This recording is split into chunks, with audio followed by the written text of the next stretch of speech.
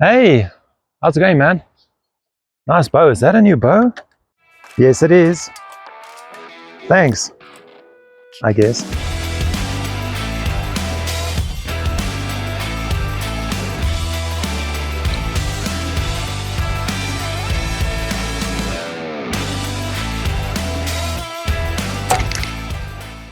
Hey, I can help you with that hinge if you want. I've been shooting it for a long time now, and I also struggled like you in the beginning, so I'll be more than happy to help you.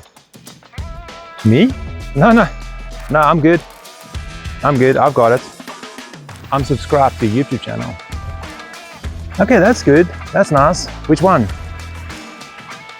Which one? Well, not yours. Ouch.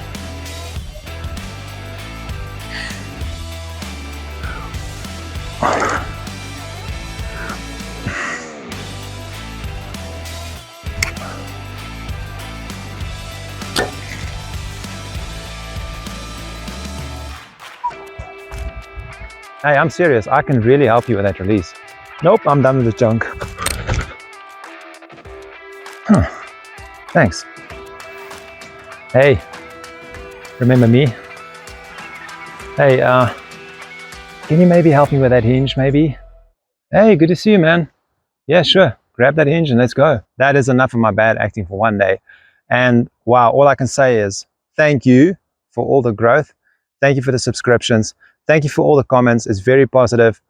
I'm humbled by it, and I'm so appreciative of it. I can't put it to words, and I mean it. Thank you. But the reason you're probably here is to learn how to shoot a hinge, right? Well, I've been shooting it for 24 years now, and I've been shooting a thumb in between, but mostly I always go back to the hinge. And the guy we made fun of with the red shirt, that was actually me 24 years ago. And the hinge is not an easy thing to shoot, and if you're proud about it, it's going to be a very slow learning curve for you, and it takes a long time to master, but the hinge is definitely worth it. I'm going to show you how to use a hinge properly, a little bit of a history about it, and also the advantages of shooting hinge and also the downsides. So we'll see you after the intro.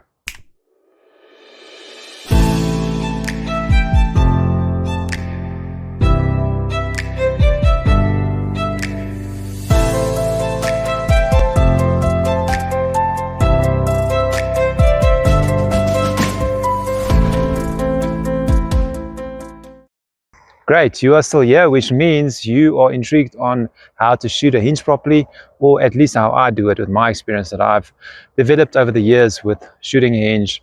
And it was a lot of trial and error, and also a lot of sweat and tears. And today I'm going to try and help you to shoot a hinge better, or even if you want to shoot one for the first time, I'm going to show you a safe method, and also to show you how to get on a quick learning curve on how to improve with the hinge and why it's important to stick with it. And before we get started, just a quick history lesson. The hinge release was designed by Mal Stanislavski back in 1974. That's a long time ago. Why is this important? Well, bows looked a lot different back then. They felt a lot different. They drew differently. And on the back wall, they were very spongy and they had a long valley. This meant that you shot a hinge release a lot different back then from now. This is my release. It's called the Jet Black. It's made by Stan. It's quite old, but it fits my hand well. They don't change much over the years. They do have a little bit of changes here and there, but for the most part, they very much stay the same. For now, I'll shoot this. I like it. So to demonstrate how a hinge works, if you've never shot one, it works on rotation. So if I have it like that, it will never go off. If I rock this over and I start rotating towards my ring finger, it's going to get to a point, it's going to click. I shoot a click, and then if I rotate it more, it releases. Okay, let's rewind all the way back to 1974, when bows looked a lot like this.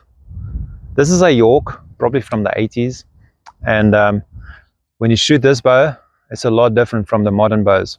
And why should you know that? You've heard of the term back tension. So with this bow, if you heard the term back tension, this will make a lot of sense. So This release was supposed to be shot with back tension. We've all heard that. These days we mostly call it a hinge because we don't really shoot with back tension anymore like we did in the past. People say they do, but it's not quite the same. Let me explain why. So with this bow, when I get to full draw, I will get to full draw and I will be in a valley. And in the middle of that valley, I will start aiming and I will acquire my click. And then I will start pulling back. And then my body will open more as I pull back, and I will open the hinge and will fire. Let me demonstrate. Here, I'm in the middle of the valley. I'm going to relax my hand so it clicks, and then I'm going to keep on pulling. And you're going to hear that click. When you hear the click, the bow is supposed to fire, but it won't. I'm keep on pulling, pulling, pulling, there, and it clicks. I didn't rotate my hand. I didn't do anything. I just kept on pulling. That's how this release was designed to be fired back then. To illustrate this further, we're going to show you a view from the top now.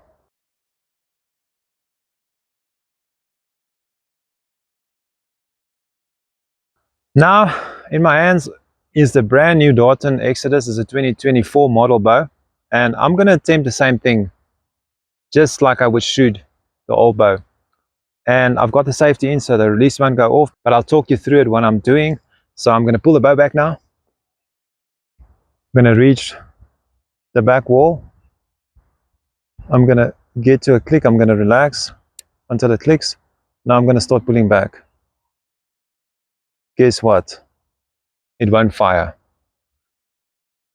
So to illustrate this further, we're going to show you a view from the top.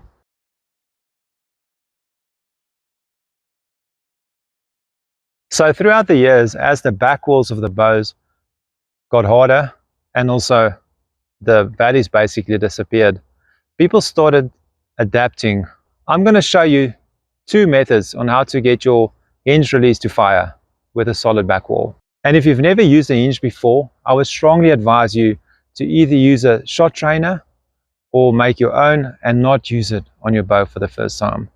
Hinges are very safe. It's the safest release you can shoot, but if you don't draw it correctly, it can lead to punching yourself in the face, and you can shoot arrows into the sky like the guy with the red shirt, and it can be an unpleasant experience. And that's why a lot of people don't shoot it. It's because they don't know how to use it. They go up there for the first time, they start drawing this thing like they want, and it's going to be catastrophic. But if you learn how to use it properly, it's very pleasant, and it's a very, very effective tool. And that's why about 90% or 80% around that figure shoot a hinge release on the pro circuit. This shot trainer I made myself. It's very simple. That's loop material, and then I've connected this to a rangefinder harness, and it's got a loop, so it works quite conveniently. And with this, I can play with it and I can train my shots. I've adjusted it to my draw length. You can do the same, and this way I will demonstrate how to shoot a hinge properly. And I strongly suggest you do this first, or you shoot it from a shot trainer, and don't shoot it on your bow for the first time. If you've done it and you've advanced, then you can do it on your bow, but if not, I strongly advise shooting it with a shot trainer. Okay, so step one, we're going to get comfortable with the hinge, and like I said, I recommend using a shot trainer or a piece of loop material set to your draw length, and we can get comfortable with this and also set the release so it goes off on your shooting style. And where are you supposed to hold the release? Well, I like to hold it like this. I like to make a hook like this, and then the release just slides in against this wall over here, and then that's it. Not there, that's too shallow for me, that's too deep for me. Just like that, you put it in and against the wall, and there you go. That's it. So what are we looking for? We're looking for getting to the back of your anchor point, and then when you relax your hand, the release will click, or if you don't have a click, it should almost go off, and then we should rotate the release just to get the feeling of it now. We're not going to be too technical, and it's going to go off, right? So I want you to get comfortable with it and also build confidence that the release fires on your rotation and it doesn't just shoot by itself. So there we go. I pull it with my index finger. I transfer the weight to my ring finger and my middle finger, and then I rotate it and it goes off nice and smooth. I want you to practice that a few times and get comfortable with it. Okay, so you might have noticed I don't use a thumb peg on my release. I don't need one. It's not good or bad. I just shoot my release very cold, and I've taken mine off because I don't need it. So this is my wife's release. She uses one. It's this item over here. And the purpose of the thumb peg is to draw your bow. You need to have your thumb on that thumb peg and also the pressure on your index finger, and this will assist you to draw the bow. That's all it is. It's just there to assist you. And then when you are at full draw, you can take your finger off that thumb peg, and that will enable you to then rotate the release through as you normally do. And also now further in this video, I'm not going to refer to the thumb peg again because I don't use one, but if you do have one, use it, and it's there for a reason. The next step is we're actually going to draw our bows with our hinge releases. I want to emphasize it's very important to follow the next step if you are a beginner. Please do the next step. Don't skip this if you are a beginner.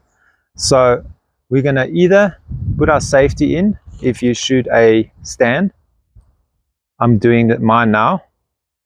If you don't shoot a stand, I want you to set your release so slow that you know it won't go off. Now there are releases with 2 moons. A lot of the new ones have 2 moons, and what this means is you got 2 half moons next to each other, and then you will adjust the secondary moon a little bit further than the first moon so that you have a click, and then it will fall off the secondary moon, and then the release will fire. This enables you to adjust the time the release fires after the first click, which with my release and a lot of the other releases, you have to change the whole hook or you have to change the moon. But this is not important now. Like, it's just to know that your adjustment might be slightly different, but the most important thing now is to adjust your release so it won't go off. I'm going to draw it back. I'm going to draw my shot trainer back. I'm going to rock my fingers back. It clicked twice, which means it would have fired. I've got my safety pin in, and I'm moving this release, and it's not going to go off. Okay, so we're going to draw our bows now. Only go to this step if you're confident. I want you to have a positive experience with a hinge release. It's very important. I don't want you to learn bad habits or have a bad experience. So only if you're confident, you're going to go over to this step now. Otherwise, go back to the first step and practice it, even if it's for a few days. You can even turn your bow down if you want. It's very important for me to let you have a positive experience with the hinge for the first time. It's very important. So I'm going to draw it back now. My safety's on, right? But I'm going to draw it as if it's not on. The whole purpose of this is to draw it back so in the way that you're going to shoot it without the safety to know if there are problems. All right, so I'm going to draw it back like I would normally do it. And you draw it back, get to the back wall, and I'm just going to aim for a while, get the feeling of it, and then I'm going to rock my release forward. In other words, I'm going to have my pressure on my index finger and I'm going to let it down. If the bow is too heavy to let down, you probably should turn it down. I'm going to do it again. This time, we're going to get to the click in the back. If you don't have a stand and it's a normal release and you just made it very slow or very cold, you're just going to rock it slightly. And you also do this in front of a butt. But the idea is not to let it fire. So I've drawn it back, get to my anchor point. I'm going to rock it until the first click. If I click it the second time, it will mean that it fired. But we're not going to do it now. Now I've got my weight on my index finger and I'm going to let it down. Okay, now we're going to remove the safety. If you don't shoot a stand and you shoot a normal release, you're going to go back to the shot trainer and you're going to get that release still quite cold, but you're going to get it to fire when you are rotating that release off. So the purpose of this now is to actually shoot the release. So get it back to where you had it. If you didn't count how many times you turn it out, go back to the shot trainer and get it to where it goes off. But don't set it so hot that when you draw it, it goes off. You want actually to feel a lot of movement now in the beginning, right? It doesn't matter. You can rotate through that release. You know it's safe. It's not going to go off. Rather be too cold than too hot on your release adjustment. So I'm going to take my safety off now, and we're actually going to shoot this arrow. Okay, so I've got my release. This is ready to fire, no safety. I'm going to draw it back. Remember, pressure on the index finger, no weight on the middle finger and the ring finger. And I'm going to draw it back. My release is set quite cold, so I know it doesn't go off easy. It's the way I shoot. And then I get to the back. I'm going to rock it until it clicks.